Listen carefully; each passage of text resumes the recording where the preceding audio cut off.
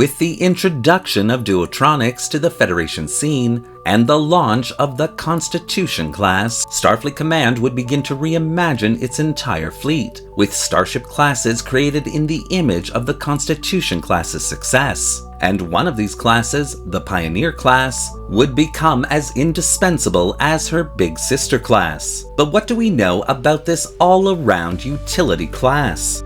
Well, today we'll find out. Hello and welcome to another episode of Truth or Myth Beta Canon, a Star Trek web series that dives into the history of any given topic using Beta Canon sources and my own imagination to fill in the gaps. In today's episode, we're taking a look at the Pioneer class, first seen in Star Trek Online, and then made canon in Season 3 of Star Trek Picard to better understand its place in Star Trek history. Please note, the Pioneer class was designed by Hector Ortiz and constructed by Thomas Maroney, and I'd like to give a huge shout out to Thomas for taking the time out of his busy life to answer my silly little questions about the class. Also, if you want to really experience this class, take a moment to play Star Trek Online. It's an amazing free-to-play game that still holds up as a shining beacon of Star Trek fun today. But of course, and as always, because this is just a Beta Canon video, all information relayed should pretty much be taken with a grain of stardust, and only considered a little bit of Star Trek fun. And so, with all that out of the way, let's begin.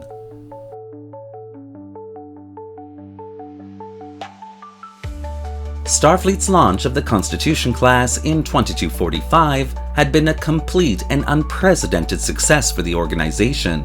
So much so that Starfleet immediately ordered its core of design engineers to come up with several starship designs that mirrored the aesthetics of the Constitution class, while utilizing the newly invented duotronic technology to bolster the strength of these classes.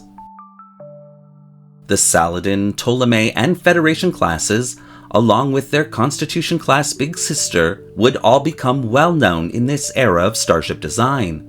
But even before the first Saladin stepped off the assembly line, another class would begin its often overlooked place in this new age of starship innovation, the Pioneer class.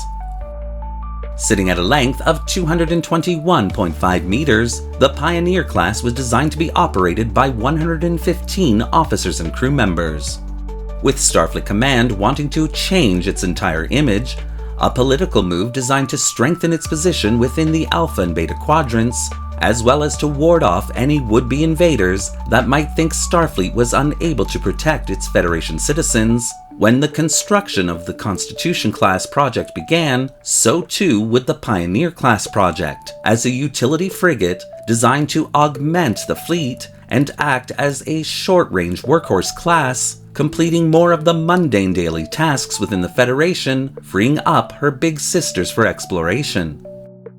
Containing the exact same reactor and warp core developed for the Constitution class, the Pioneer class would be a powerhouse in its own rights, being just big enough to allow the core to operate at peak efficiency and not tear itself apart due to its decreased starship size. The Pioneer class would have a standard safe cruising speed of warp factor 5 and an emergency maximum speed of warp factor 7.7 for 12-hour increments. Slightly slower than the Constitution class, these speeds were nevertheless quite fast for standard operations within the core of the Federation. Never intending for the class to operate in deep space or the new frontier, the Pioneer class would initially be lightly armed, only containing 2 forward-facing dual-phaser emitter banks and no torpedo launching systems. But shortly after her shakedown cruise, her tactical arsenal would be reconsidered, with additional phaser banks as well as 2 forward-facing torpedo launchers added into the design. One of the more interesting aspects of the class was her shield systems. Thanks to utilizing the core of the Constitution class, meant that the Pioneer class's shields were just as strong as her Constitution class big sister, while at the same time being able to last longer thanks to the decreased profile of this starship design. The Pioneer class would see most of the secondary hull included within the saucer section itself, which would also directly connect to the warp nacelles through pylons in the aft section of the primary hull. Because of its workhorse profile, the Pioneer class wouldn't contain many science labs or research facilities, rather devoting that space to additional barrack-style guest quarters, which themselves could be easily converted for additional cargo storage. But the Pioneer class's medical facilities would remain virtually identical to those of the Constitution class, which would allow this class to respond to any medical emergencies or disaster-type scenarios within Federation space. Launched in late 2246, the Pioneer class would perform admirably during her shakedown cruise. Aside from the addition of torpedo launching systems as well as more phaser banks, the Pioneer class would go into full production, with a construction time almost half of that of the Constitution class. At first, the Pioneer class would in fact operate only within the core of the Federation, but after the First Klingon-Federation War of 2256, and the various needs of colonies outside the core of the Federation, the Pioneer class would quickly find itself operating on the outer edges of Federation space, a task she also performed quite well at. Being utilized as a second contact starship, the Pioneer class would end up being one of the most prolific starship classes of that era. And as the Constitution class was considered to be the jewel in Starfleet's crown, the Pioneer class, on the other hand, could be considered to be the crown itself, as this class often laid the foundation for the rest of the fleet to operate within their mission profiles. But as with all things, this good thing too would come to an end. The new technological explosion of the 2270s would see all the original Constitution class era designs become obsolete almost overnight.